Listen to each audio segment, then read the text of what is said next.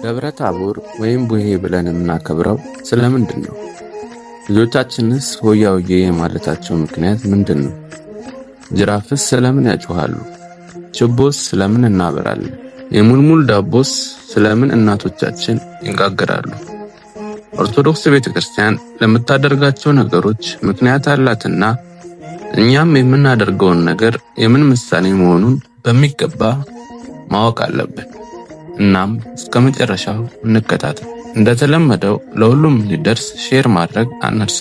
ለዘ ኦርቶዶክሳውያን ቻናል አዲስ ከሆናችሁ ሰብስክራይብ፣ ፎሎ በማድረግ ቤተሰብ እንሁን።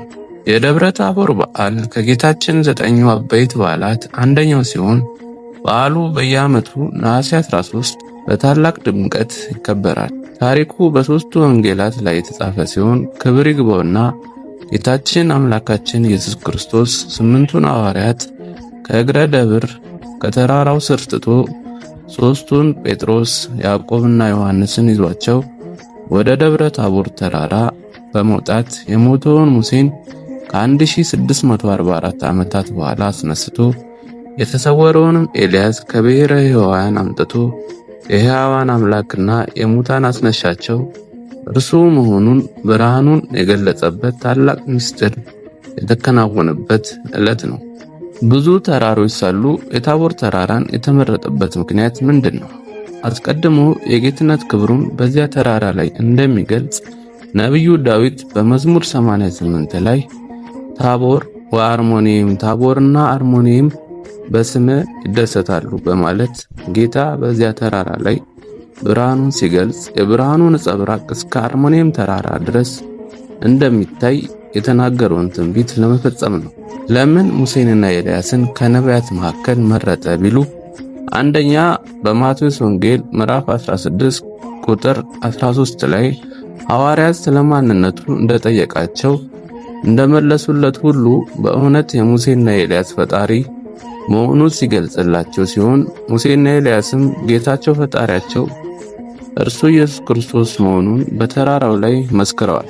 ሁለተኛው ደግሞ በዘጸአት ምዕራፍ 33 ከቁጥር 17 እስከ 23 ላይ ሊቀ ነቢያት ሙሴ ከእግዚአብሔር ጋር ካለው ጥልቅ ግንኙነት የተነሳ እባክህ ክብርህን አሳየኝ ብሎ ልመናን አቀረበ። እግዚአብሔርም እኔ መልካምነትን ሁሉ በፊትህ አሳለፍኩ፣ ሰው አይቶኝ አይድንምና ፊቴን ማየት አልቻልክም ብሎታል።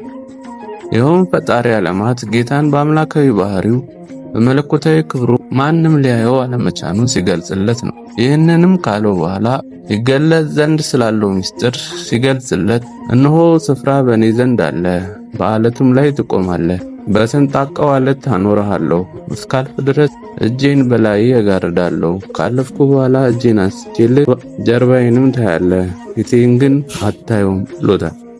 በዘጸአት ምዕራፍ 33 ከቁጥር 17 እስከ 23 ላይ ይኸውም ጀርባ በስተኋላ እንደሚገኝ ሁሉ በኋላ ዘመን አካላዊ ቃል ከቅድስት ድንግል ማርያም ተወልዶ በታቦር ተራራ ላይ እንደሚገለጽለት ሲያመለክት ነው።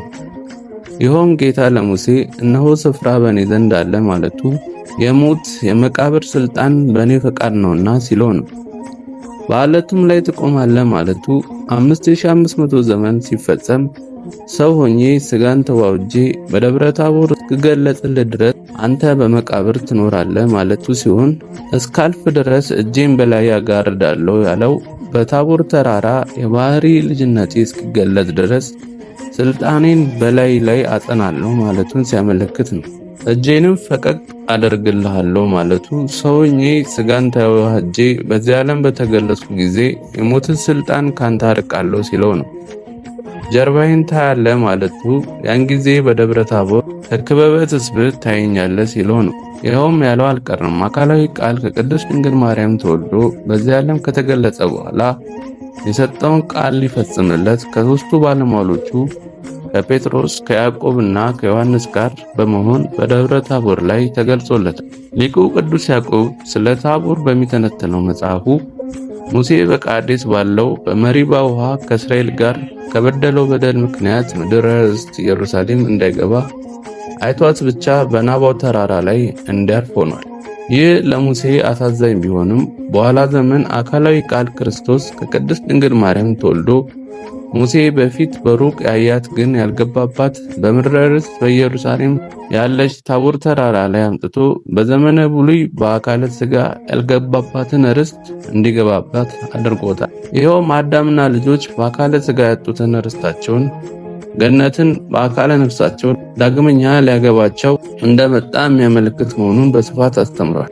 ጌታችን በብሉይ ኪዳን ከነበሩት ከነቢያት ሙሴንና ኤልያስን፣ በአዲስ ኪዳን ከነበሩት ከሐዋርያት ሦስቱን በታቦር ተራራ ላይ ማውጣቱ፣ ጌታችን በብሉይ ኪዳን ከነበሩት ከነቢያት ሙሴንና ኤልያስን፣ በአዲስ ኪዳን ከነበሩት ደግሞ ከሐዋርያት ሦስቱን በታቦር ተራራ ላይ የማውጣቱ ምክንያት አንደኛ የታቦር ተራራ የቤተ ክርስቲያን ምሳሌ በመሆኗ ሲሆን በቤተ ክርስቲያናችን ብሉይ ኪዳንና አዲስ ኪዳን እንደሚነገሩ ለማመልከት ነው። ሁለተኛ ደግሞ ቤተ ክርስቲያን የክርስቶስን የባህሪ አምላክነት በማመን የነቢያትና የሐዋርያትን ክብርና ምልጃ እንደምታስተምር ለማሳየት ነው። ሌላው የታቦር ተራራ የመንግሥተ ሰማያት ምሳሌ ስትሆን ይኸውም ጌታ ነቢያትና ሐዋርያትን በተራራው ላይ መሰብሰቡ ምክንያት አንደኛ መንግሥተ ሰማያትን ነቢያትም ሐዋርያትም እንደሚወርሷት ለማመልከት፣ ሁለተኛው ደግሞ ሙሴ ያገባ ሲሆን ኤልያስ ድንግል ነውና መንግሥተ ሰማያትን ደናግንም ያገቡም እንደሚወርሷት ለማጠየቅ ነው። ሦስተኛው ምክንያት ደግሞ ሙሴ ኦሪት ዘፍጥረትን ሲጽፍ በመጀመሪያ እግዚአብሔር ሰማይና ምድርን ፈጠረ ብሎ በዘፍጥረት ምዕራፍ 1 ከቁጥር 1 ላይ እንዳለ፣ ዮሐንስም በመጀመሪያ ቃል ነበረ ብሎ በዮሐንስ ወንጌል ምዕራፍ 1 ከቁጥር 1 ላይ እንደጻፈ እንደ ሙሴ አምላክነቱን የሚመሰክር ነውና ሙሴ አስቀድሞ የጻፈልኝ አሁንም ዮሐንስ አምላክነትን የሚጽፍልኝ እኔ ነኝ ሲል፣ ዳግመኛም ሰማዩን ዝናብ እንዳያዘንብ በተሰጠው ስልጣን ባሰረውና ከ3 ዓመት ከ6 ወር ቆይታ በኋላ እንዲዘንብ በፈታው ኤልያስን እንዳመጣ ሁሉ የማሰር የመፍታት ስልጣን ተሰጥቶት እኔም እልሃለሁ አንተ ጴጥሮስ ነህ፣ በዚህች ዓለት ላይ ቤተክርስቲያኔን እሰራለሁ፣ የገሃነም ደጆች አይችሏትም፣ የመንግሥተ ሰማያትም መክፈቻ እሰጣለሁ። በምድር የምታስረው ሁሉ በሰማይ የታሰረ ይሆናል፣ በምድር የምትፈታው ሁሉ በሰማይ የተፈታ ይሆናል ብሎ በማቴዎስ ምዕራፍ 16 ከቁጥር 18 እስከ 19 ብሏል። ለጴጥሮስ ታላቅ ሰማያዊ ስልጣንም መስጠቱን ለማመልከት አምጥቷቸዋል። በቤተ ክርስቲያን በሀገራችን ያለው መንፈሳዊ አከባበር ደማቅ ነው። ይህ በዓል በቤተ ክርስቲያን በማህሌት፣ በቅዳሴ፣ በትምህርት የሚከበር በዓል ሲሆን በሀገርኛ የቡሄ በዓል በመባል ይታወቃል።